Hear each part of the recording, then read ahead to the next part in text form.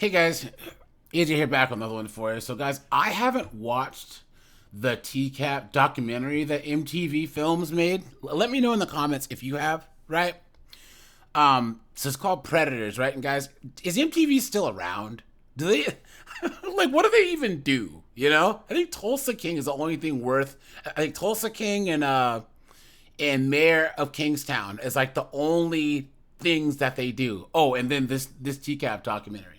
Because the few things I've heard about it haven't been good. Because once again, they're talking like, oh, Chris Hansen was a bully, and these poor men, right, guys? If you believe that any of these dunderheaded predators were victims, you've been had, you've been took, you've been hoodwinked, bamboozled, led astray, run amok. Come on, right? So guys, here we have an article called "To Catch a Predator, Decoy Wanted to Warn Would-Be Chomos About Hidden Cameras and Police and Say Go Home." Now guys, this is Casey. Casey from TCAP, you know, she was the one from the Ocean City, etc.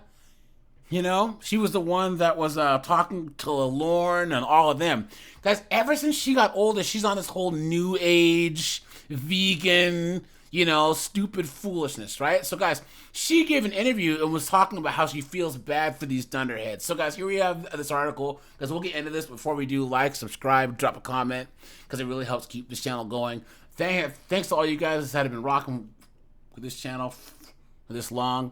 You know, guys, I have no strikes, so I will be posting more. And guys, here we go. She says, "I didn't realize at the time how taxing it was emotionally and mentally," says Casey Mauro, right? Okay.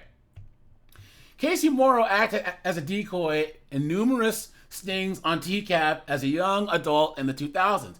She says that she wanted to warn how the show's unwitting subjects, please. The lie detector determined that was a lie. That she wanted to warn them to go home. So she reflected on her time on TCAP in the new documentary Predators. As a performer who pretended to be a child, she's reflecting on her involvement with the show. Casey, who participated in this program as a young adult, discusses her time on the show in this new documentary. This chronicles the history and impact of TCAP. In the documentary, which is now playing in New York, the actress says that she occasionally wanted to warn would-be predators about their unwitting appearance on the show. And there's prime fighting weight Casey right there. What a joke. There were a few, and I just wanted to be like, go home. I'm a freshman in college. I'm trying to figure out my life. Please. So one of the guys that came, we were pretty similar, she says. And I'm just trying to talk to some guy on the beach about, like, college is rough. And do I want this major? Or do I not? It was very relatable. So badly, I wanted to be like, go home, go home, go home. So she then went on to explain that facilitating meetups between the suspected predators, please. The lie detector determined that was a lie. That it sometimes took a toll on her. So there goes the whole victimhood thing, right? "I didn't realize how taxing it was going to be emotionally and mentally. Years later, I'm still emotionally exhausted. I never watched this post-airing. Over the years, I've had my ways of being able to look through it, right? But there's a lot for someone to take in." Elsewhere, the documentary, she explains how she became involved in the first place, noting that her family's big house was also being used as a location. Oh, so her dad was a realtor who was helping rent out her grandma's house to NBC. So my dad went down and helped to handle the paperwork. They explained that the show, that they wanted to hire an actress to fly from LA. Her dad says, "Well, my daughter's an actress, and she looks young for 18. So she reflects on her responsibilities on the show. She said, "I was fine. So my job truly was to be a face." That's what they explained to me. The security guard's like, "You are God to them. That's why it's so powerful." He says, "Sit, point your finger, and they'll sit down." So the actress later analyzes the psychology of the accused predators who appeared on the show. They know what they're doing to a degree, but it comes from this place of non-acceptance, loneliness, and fear. What? And so by sitting safe in their computer at home, they found this easy end. I gave them that full permission to disobey, and then he thought that maybe this wasn't okay. Guys, what is she talking about? What are you talking about? Look at that. Look at that, guys. Guys, what do you think, right?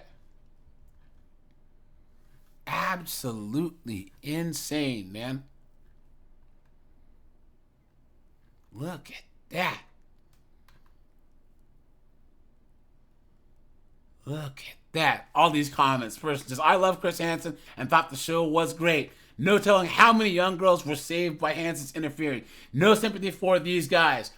They walked right into it and deserve exactly what they got. Facts. There you go, guys.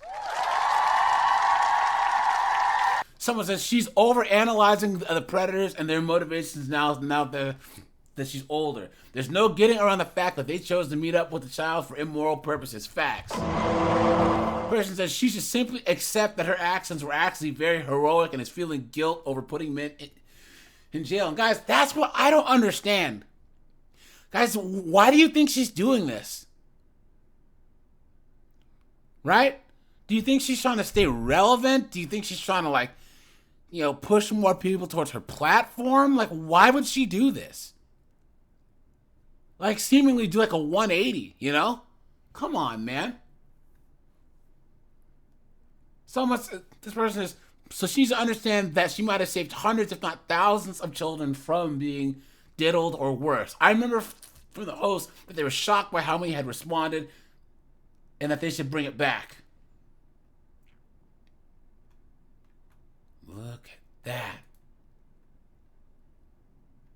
Person says, that's a bit unsettling.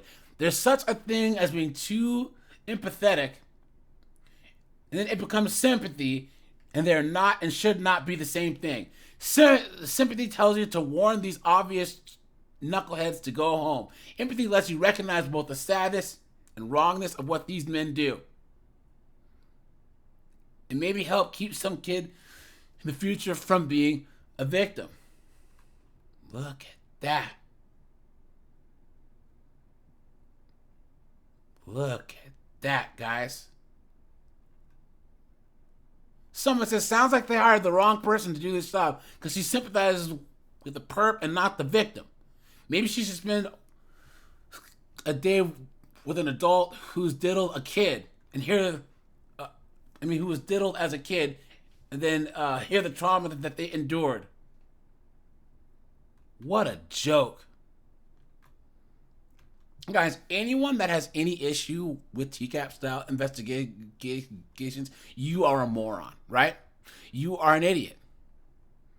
Guys, I wish there was a constant 24-hour news network that covered like every single law enforcement agency that's doing TCAP style stuff. So everywhere from Grady Judd to Homeboy in Michigan, you know what I'm saying? All these people.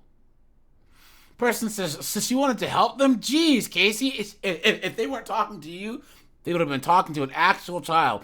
Consider the real victims and stop sympathizing with child abusers. Facts.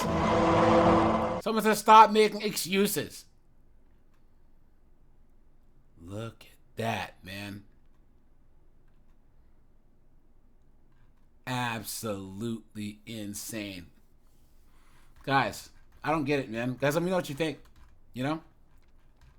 I think that Chris Hansen, he's not perfect, but the amount of good and what he's done is going to be studied for years and years and years, because social media is getting worse and worse and worse, and the fact that he's still doing Takedown now, right? You know?